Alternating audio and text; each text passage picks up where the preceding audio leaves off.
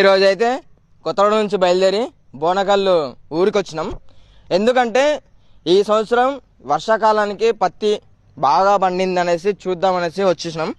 కాకపోతే పత్తి అయితే చాలా బాగా పండింది. ఈ 2-3 రోజుల నుంచి వర్షాకాలం ప్రభావితం కారణం వల్ల పత్తి చాలా పాడైపోయింది. రైతులు చాలా ఇబ్బంది పడతారనుకుంటా నాకు తెలిసిగో. మొత్తం వాటర్ ప్రభావితం అయిపోయింది పత్తి మాత్రం చాలా.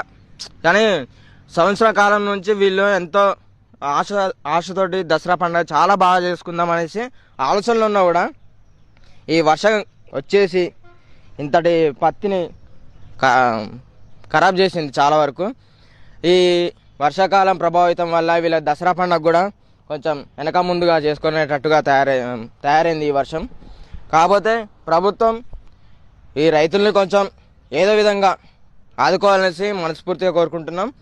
కాకపోతే 2-3 రోజులు ఎండ గట్టి కొట్టడం వల్ల ఏమన్నా పత్తి చేతికొచ్చే అవకాశం అయితే ఉందనుకుంటున్నా తెలిసి. కాకపోతే ఈ కాయలు కూడా పెద్ద పెద్దగా ఉన్నాయి. ఫస్ట్ పత్తి కాబట్టి కొంచెం తడిసింది. డిసెంబరు జనవరి వరకు మాత్రం బాగా చేతికొచ్చేసి ఈ ట్రాన్స్పోర్ట్లో బాగానే వస్తాయి. ఇగో పత్తికాయలు మంచిగా ఉన్నాయి అంటే ఫస్ట్ పత్తి తడిసింది. సెకండ్, థర్డ్, ఫోర్త్ వరకు మళ్ళీ కోతకు వస్తుంది కాబట్టి బాగానే ఉంటుంది. రైతులు ఏమీ బాధపడిన అవసరం లేదు. ఒకసారి ఏదో ప్రాబ్లం జరుగుతూనే ఉంటుంది లైఫ్లో, ఒకసారి పోగొట్టండి ఏం కాదు. కానీ సెకండ్, థర్డ్, ఫోర్త్ టైంలో మాత్రం మీకు మంచిగా మీ కుటుంబంలో మంచి శుభ సందర్భాలు చాలా జరగాలనేసి మనస్ఫూర్తిగా కోరుకుంటాం. మా కుడికాల యూట్యూబ్ ఛానల్ సబ్స్క్రైబ్ చేయండి.